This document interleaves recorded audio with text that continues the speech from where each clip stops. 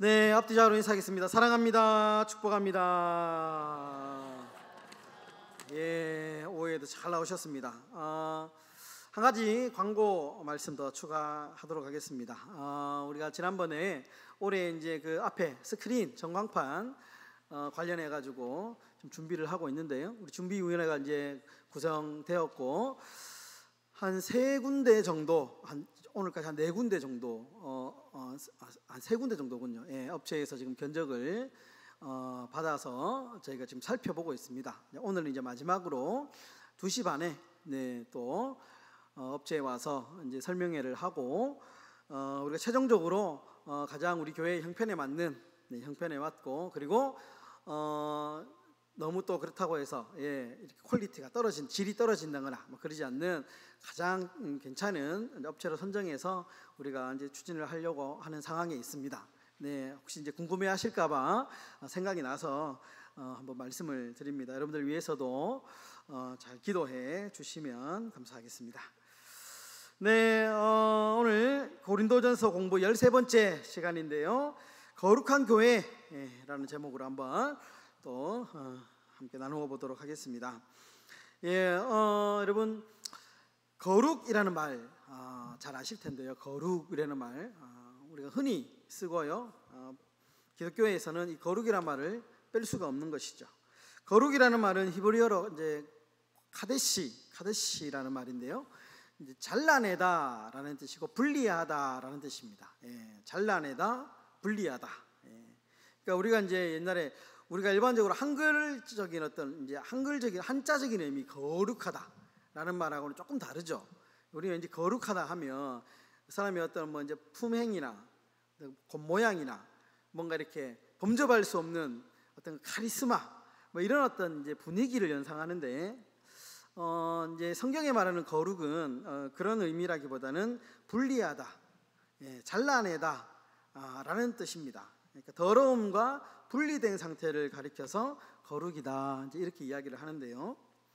원래 이 거룩이라고 하는 것은 사람에게는 없습니다. 사람이 죽었다 깨어나도 거룩이라고 하는 성품은 가질 수가 없습니다. 이거는 고유 하나님만 가질 수 있는 성품입니다. 우리가 일평생 집안에만 딱 있는다고 해도 우리가 거룩해질 수 있느냐? 그렇지 않습니다. 인간은 태어날 때부터 이 거룩이라고 하는 성품을 가지고 태어날 수 없습니다. 그러면 어떻게 거룩을 할 수 있느냐? 거룩하신 하나님과 가까이 있을 때에만 우리는 거룩할 수 있습니다. 이게 이제 신학적으로 매우 중요한데요. 이제 우리가 스스로 거룩해질 수는 절대로 없습니다. 그러니까 우리가 매주마다 예배를 드리러 오는 이유도 이제 이렇게 이야기할 수 있는 거죠. 우리 이 거룩을 거룩하기 위해서 우리가 매일 말씀을 가까이 하고 우리가 매일 기도 생활을 해야 되는 이유가 뭐냐 하면 우리는 원래 거룩하지 못하고 죄덩어리이기 때문에, 죄의 인생이기 때문에 우리가 이 거룩하기 위해서 끊임없이 예배드리고 말씀 읽고 기도하면서 이렇게 살아가는 것, 이렇게 발버둥을 치는 이유가 바로 여기에 있다라는 것입니다. 그래서 구약 시대에는 하나님이 머무는 장소를 거룩한 장소다 이렇게 얘기했죠. 거룩한 장소. 하나님이 함께하는 시간을 거룩한 시간, 안식일, 하나님이 머무는 시간, 안식일. 그래서 또 하나님과 관련된 주로 이제 옛날에는 제사를 지냈지 않습니까? 그래서 제사와 관련된 모든 물건들을 이 거룩한 물건, 이제 뭐 이 성구, 앞에 성자를 거룩할 성자를 붙여가지고 이제 이렇게 이제 이야기를 했습니다. 사람에게 가리켜 이스라엘 백성들을 가리켜 거룩한 백성이다, 이제 이렇게 얘기하죠. 하나님이 함께 하시는 백성을 거룩한 백성이다, 이제 이렇게 이야기했는데요. 근데 요게 이제 신약으로 넘어오면 개념이 하나로 딱 정리가 됩니다. 이제는 하나님이 이제 신약에서는 하나님의 영이 머무는 것은 하나님을 믿는 백성이잖아요. 우리가 이제 하나님의 성전입니다. 이 교회를 가리켜서 옛날에는 건물을 가리켜서 성전, 성막 이렇게 이야기했는데 신약 시대로 넘어오면서는 이 개념이 하나로 다 통합이 되는데 이제 예수님이 머무는 우리 한 개개인을 가리켜서 성도다 이렇게 얘기하면서 교회의 개념이 건물에서 사람으로 넘어옵니다. 그래서 우리가 가는 곳마다 거룩한 장소가 되는 거고요. 우리가 지내는 시간마다 거룩한 시간이 되는 겁니다. 개념이 좀 바뀌는 거죠. 중요한 것은 하나님의 성령, 하나님과 함께하는 곳이 바로 거룩한 곳이다라고 이야기할 수 있다라는 것이죠. 오늘 이 고린도 교회에서 이제 거룩한 교회, 교회의 거룩함에 대해서 이제 이야기를 하고 있는데요. 1절부터 2절에 보시면 우리가 읽은 대로 고린도 교회 안에 이제 음행이 있다 이렇게 이제 이야기를 합니다. 음행, 교회 안에. 여러분, 그리스도인들이 윤리 면에서나 여러 가지 도덕적인 면에서 세상보다는 좀 높은 기준을 요구하죠. 또 그렇게 살아야 됩니다. 그래야지 우리가 세상 사람들에게 영향력을 끼칠 수 있지 않습니까? 우리는 잘 하지도 못하면서 세상 사람들한테 이렇게 하세요, 저렇게 하세요 말을 못 하잖아요. 그러니까 교회는 윤리적인 면에서, 도덕적인 면에서, 여러 가지 언행적인 면에서 조금 높은 도덕적인 가치와 어떤 의미를 좀 추구하면서 살아야 됩니다. 그래서 어떨 때는 우리가 말 못할 때도 있잖아요. 식당 가서 예를 들면 좀 이렇게 뭐 머리카락이 나왔다든가 아니면 막 좀 하면 심하게 하는데 우리는 좀 심하게 안 하잖아요. 왜냐하면 혹시나 하나님의 영광을 가릴까 봐. 그런 것도 어떻게 보면 좀 이런 의미에서 그렇게 하는 거죠. 고린도 교회 안에서 그런데 문제는 세상보다 높은 윤리적인 삶을 보여주지 못했던 것 같습니다. 고린도 교회가 음행이 있었는데 이 음행이 어떤 것이냐 하면 5장 1절에 보시면요, 이방인 중에도 없는 것이다 이렇게 얘기합니다.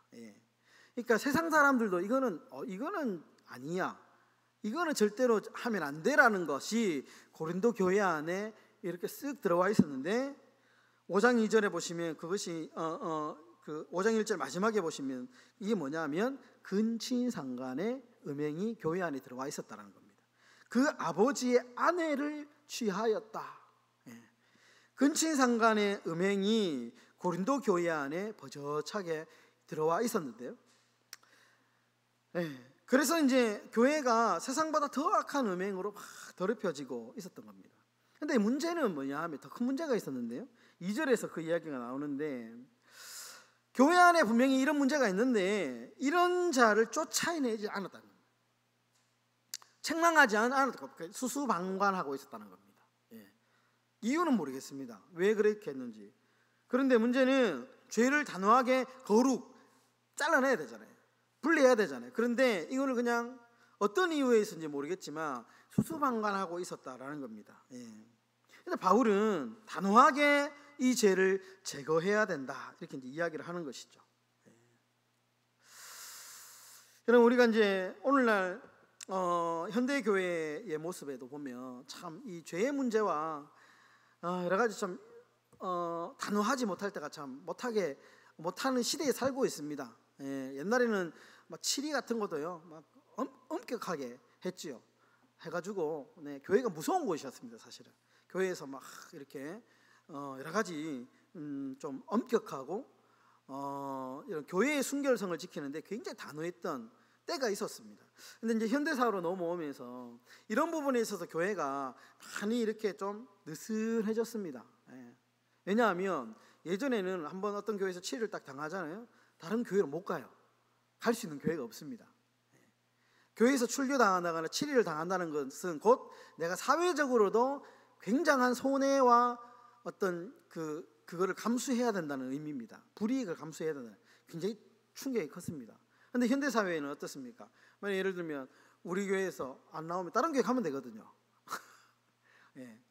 그러니까 시대가 많이 변했기 때문에 이런 죄악에 대해서 단호하지 못할 때가 참 교회가 있다라는 것이죠. 심지어 이제 사람의 눈치를 보는 시대가 되었습니다. 교회가.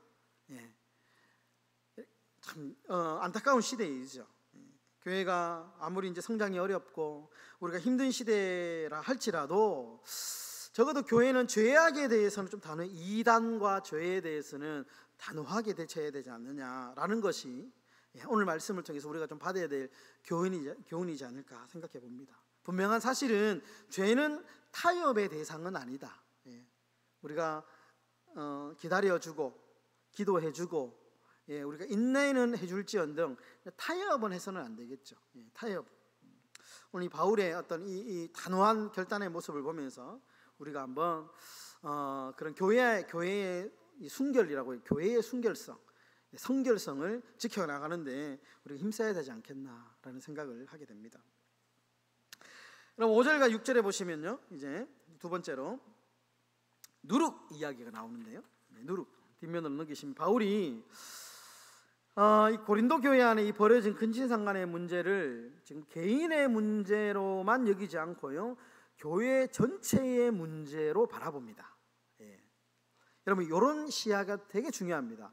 교회 안에 여러 가지 어려운 문제가 생기잖아요. 이것은 개인의 문제에서 출발을 하죠. 그러나 그것은 개인의 문제로만 보면 안 됩니다.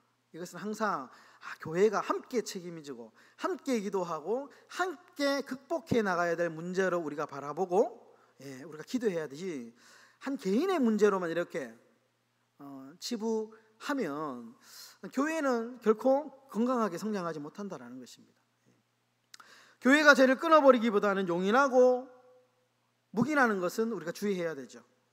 바울이 이렇게 말합니다. 너희가 자랑하는 것이 옳지 않다.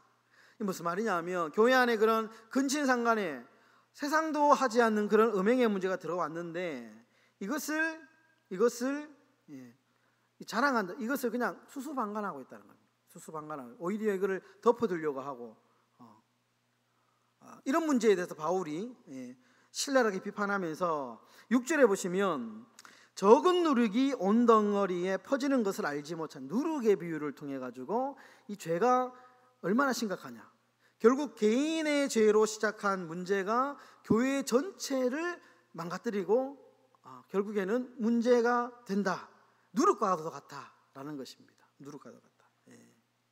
그래서 바울이 아주 단호하게 이 죄의 문제의 끝에는 출교라는 어떤 굉장한 어떤 이런 그 결단을 내리죠. 왜냐하면 교회를 보호하기 위해서. 예를 들면 여기 안에 이단의 사람이 밝혀졌다고 생각해 보십시오. 당장 보내야죠. 이 사람을 내가 어떻게든 사랑으로 기도하면서 바꿔보겠다. 이거는 영의 문제이기 때문에 결코 그럴 수 없는 겁니다. 그러니까 이단의 문제라든지 이런 문제는 단호하게 끊어서 교회를 보호할 의무가 있다라는 것이죠. 그러니까 그 적은 누룩이 온 덩어리에 퍼지는 것처럼 죄라고 하는 것이 그렇다라는 겁니다. 교회 전체가 죄의 영향을 받지 않으려면 7절에 묵은 누룩을 버려라. 이것이 해결책입니다. 묵은 누룩. 여러분, 우리는 죄를 바라볼 때에 죄인은 미워할 수 없지만 사람을 미워하면 안 됩니다. 그러나 죄에 대해서는 단호해야 됩니다. 어떻게 그거를 분리해서 볼 수 있느냐? 최대한 우리가 그렇게 봐야 됩니다. 그 사람, 그 영혼에 대해서는 우리가 긍휼한 마음으로 기도하되, 그러나 그 죄에 대해서는 아주 단호하게 우리가 대처해야 된다라는 것이 오늘 이 바울의 가르침입니다. 그럼 바울은 죄를 묵인하는 것은 사랑이 아니다 이렇게 말하죠. 죄를 묵인하는 것은 사랑이 아니다. 덮어주는 것만이 사랑이 아니다라는 겁니다. 누룩은 약간만 있어도 온 덩어리에 퍼지듯이 죄악도 크기에 상관없이 공동체에 영향을 주게 된다. 여러분, 암에 걸린 환자 수술할 때 어떻게든 전이가 되지 않기 위해서 깨끗하게 절개하지 않습니까? 똑같은 것이죠. 그냥 두면 교회 공동체가 무너지게 된다. 여러분, 이 누룩이라는 것은 의미는 좀 중요한데요. 이 누룩이라고 하는 것은 그리스도의 희생으로 우리는 누룩 없는 자가 되었다. 바울이 이렇게 얘기하는데요. 이 누룩 없는 자는 새로운 생명을 얻은 자라는 뜻입니다. 이스라엘 백성들이 출애굽하고 난 뒤에 이제 유월절을 지키면서 무교절이라는 절을 지키죠. 그때는 누룩 없는 빵을 먹으면서 이 절기를 지킵니다. 이것이 신약의 그리스도 예수님 십자가 사건으로 그대로 이렇게 이제 신약 사상이 내려오거든요. 그러니까 결국에는 우리가 예수 그리스도 안에서 새 생명이 되었다, 새 사람이 되었다, 누룩 없는 사람이 되었다, 거룩하고 순결한 삶을 살아가는 백성으로 되었다라고 하는 삶의 의미까지도 이렇게 연결이 되는 거예요. 누룩 없는 자. 그래서 여기 있는 하나님이 부르신 믿음의 백성들, 여러분들은 다 누룩 없는 자들입니다. 누룩 없는 자. 이미 우리 하나님이 십자가의 이 죄를, 우리의 죄를 그의 피로 완전하게 해결하셨기 때문에 우리는 누룩 없는 자다 이렇게 바울의 표현을 빌자면 이야기할 수 있는 것이죠. 네, 퀴즈 한번 보도록 하겠습니다. 1번. 네, 저만 말만 하니까 힘드네요. 우리 성도님들 한번 1번 문제 한번 읽어 주십시오. 시작. 바울은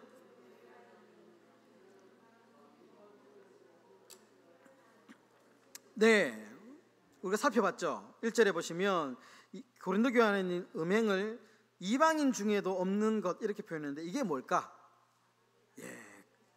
아버지의 아내를 취한 근친상간의 죄였다라는 것이죠. 2번 읽어주십시오. 시작. 고린도 교회에 또 다른 문제가 있었습니까? 교만. 네, 교만도 맞습니다. 교만도 맞는데 2절 마지막 절에 보면 쫓아내지 아니한 자, 이런 죄가 있는데도 불구하고 이 죄에 대해서 그러니까 아무런 대처를 하지 않았다는 거예요. 여러분 초등 대처가 중요하다 이렇게 얘기하잖아요. 골든 타임이 중요하다 뭐 이런 얘기 쓰잖아요. 그러니까 교회가 이 고린도 교회가 그랬다는 거예요. 그저 수수방관하면서 그것이 더 큰 문제였다라는 것이죠. 3번 읽겠습니다. 시작. 바울은 고린도 교회 안에 음행의 문제를 무엇으로 비유하고 있습니까? 누룩. 누룩. 작은 누룩이 큰 덩어리에 온 전체에 영향을 끼치는 누룩처럼 비유를 하고 있다라는 것이죠. 네, 4번 읽겠습니다. 시작. 바울은 7절에서 그리스도인을 향하여 누룩 없는 자라고 표현을 쓰고 있습니다. 누룩 없는 자의 의미는 무엇입니까? 네, 제가 이제 아까 전에 이야기 말씀드렸습니다. 새로운 생명을 얻은 자, 누룩 없는 자는 새로운 생명을 얻은 자, 구원받은 하나님의 백성, 이라는 뜻이죠. 네, 5번 읽어주십시오. 시작. 교회는 누룩 없는 자들의 모임입니다.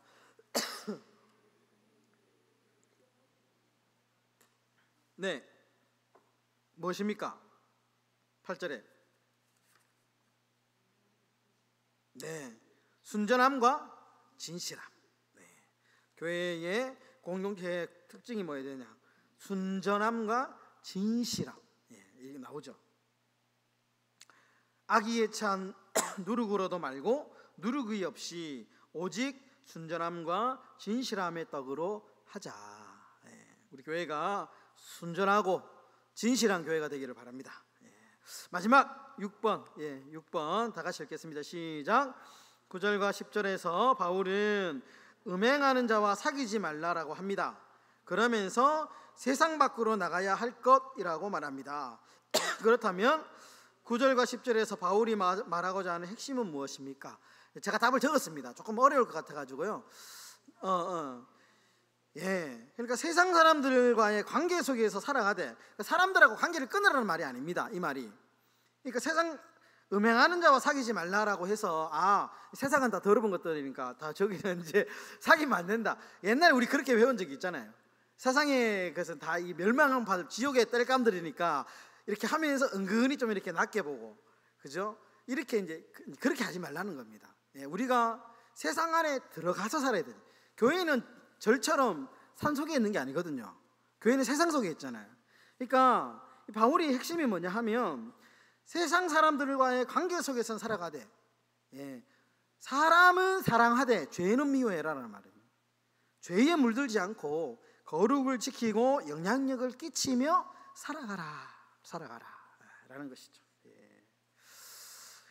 정말 여러분들 우리가 거룩한 우리 행복한 교회가 다 되실 수 있도록 저와 여러분들이 순전하고 진실함으로 그런 교회를 만들어 가시기를 주의 이름으로 축원합니다.